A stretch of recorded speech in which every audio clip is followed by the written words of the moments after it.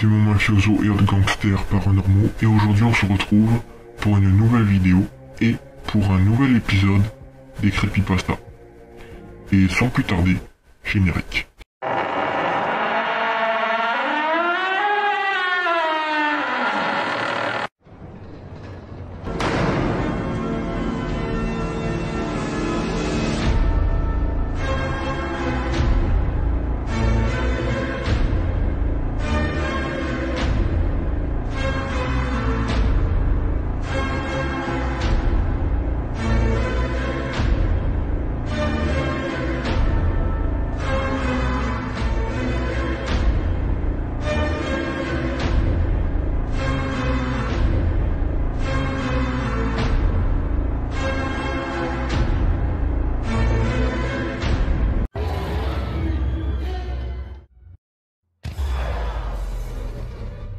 C'est le milieu de la nuit, il est 3h26 du matin, pour être tout à fait exact, et je suis réveillé depuis des heures maintenant, et je ne sais pas quoi faire.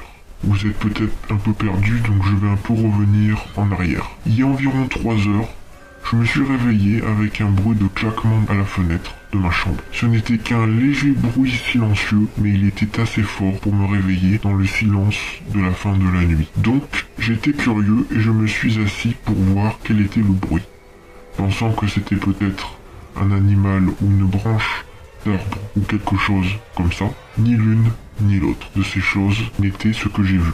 Il y avait un visage qui regardait par la fenêtre. Le visage était pâle et glâtre, et une paire d'énormes yeux sombres était la caractéristique dominante et unique, perceptible du visage de la chose.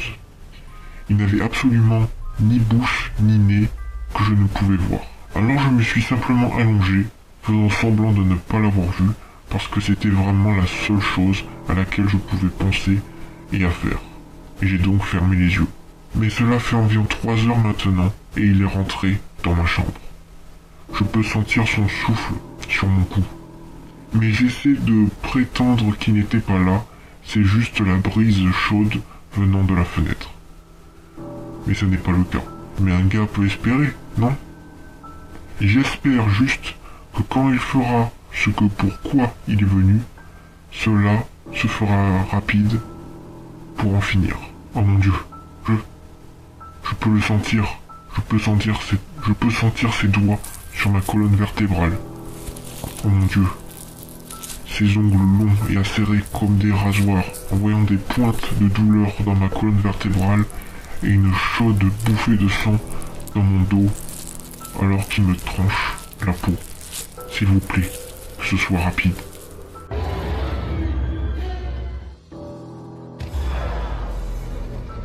Suicide Mouse.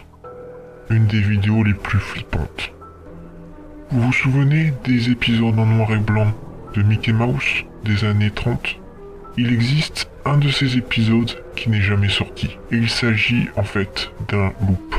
Une séquence répétitive de Mickey qui marche devant des immeubles sur un fond musical s'apparentant à une mélodie piano indescriptible et des hurlements de femmes dans les dernières minutes. La vidéo, qui fait au total environ 9 minutes, dispose d'un trou noir en plein milieu.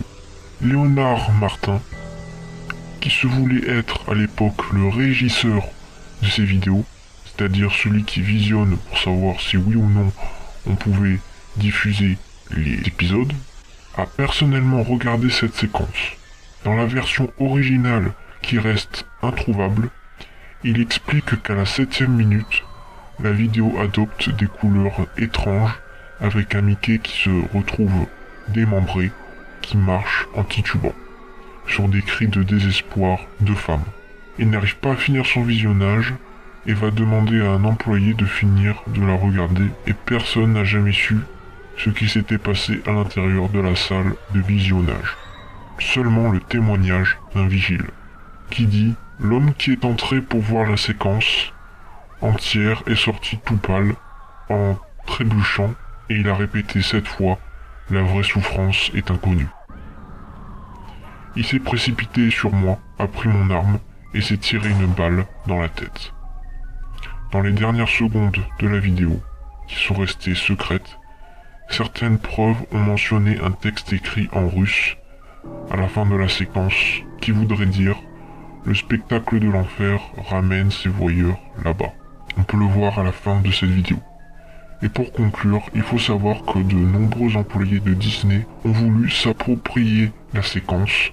Tous furent virés et d'autres, d'après la creepypasta et la légende, seraient morts ou auraient disparu. Si on sait tout pour moi, petits démons, regardez sous votre lit, dans votre placard et dans les recoins sombres de votre maison, car on ne sait pas ce qui peut s'y cacher, et je vous souhaite de bonnes nuits de terreur.